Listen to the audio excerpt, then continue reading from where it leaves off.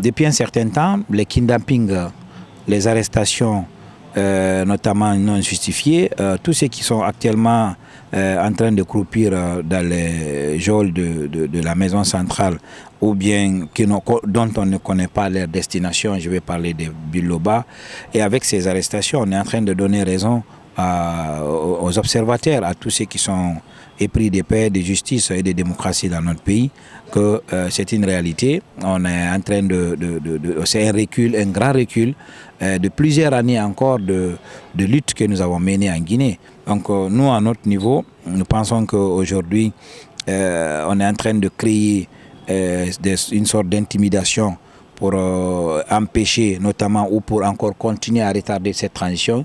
Et nous savons qu'après le 31 décembre, ce n'est pas nous qui l'avons dit, c'était une convention avec la communauté internationale, notamment la CEDEAO, que la transition devrait prendre fin le 31 décembre.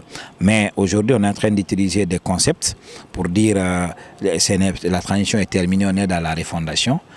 Je pense que ce sont des choses c'est une façon encore de retarder. Et une transition, plus elle dure, plus elle a, notamment, elle devient problème. Parce que, quelle que soit la nature, le nom ne va pas changer. Le général Mamadi Doumbouya, on sait, il est venu au pouvoir par les armes. Et cela ne va pas changer. Si quelqu'un le dénonce, ce n'est pas une dénonciation, ce n'est que de dire les faits tels qu'ils sont. Donc nous condamnons avec la dernière énergie tous ces agissements pour intimider, pour notamment fermer toutes les voies dissonantes, pour allant dans le sens vraiment de retarder encore la transition. Et à mon avis, dans son discours à la nation le 31 décembre 2024, nous attendons fermement l'application de ce discours, surtout que l'année 2025, comme il l'a dit, soit une année d'élection pour nous sortir de cette crise.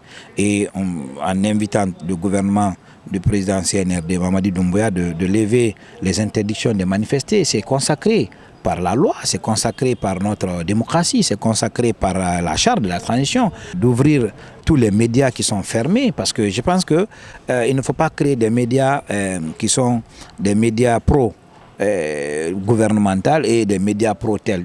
Ce n'est que des Guinéens qui se retrouvent là, ce n'est que des Guinéens qui se battent pour le développement de ce pays. Parce que, quel que soit, sans contradiction, il n'y a pas de progrès. Donc nous pensons que tous ceux qui sont en train d'inviter le général à organiser les élections, ce sont ses amis.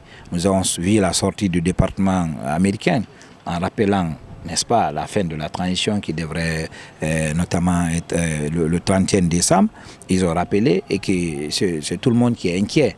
Donc Aliouba est victime notamment d'intimidation, mais aussi on peut le qualifier comme étant un prisonnier politique, parce que moi j'ai suivi son discours.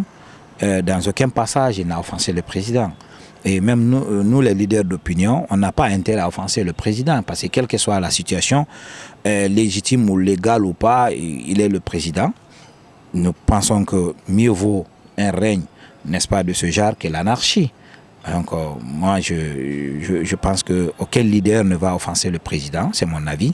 Et les sorties médiatiques de la plupart des leaders d'opinion, tout le monde parle de la gestion de la transition.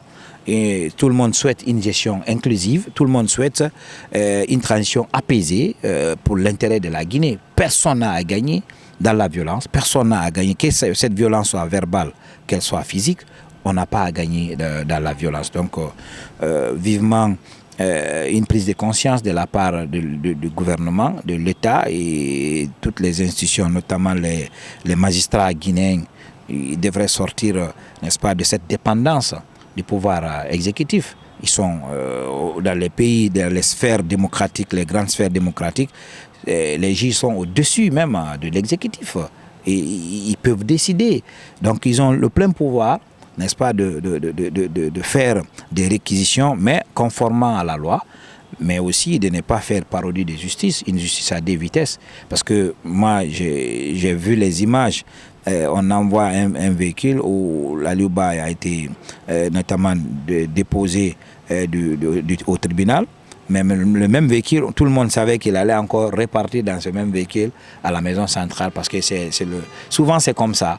Si réellement on l'amenait autrement, on allait comprendre. Donc ça veut dire que tout a été déjà préparé pour que Aliouba puisse faire la prison. Et nous pensons que même, quelle que soit la nature, ce n'est pas une rébellion. 2 ans de prison à cause de ton opinion, je pense que ça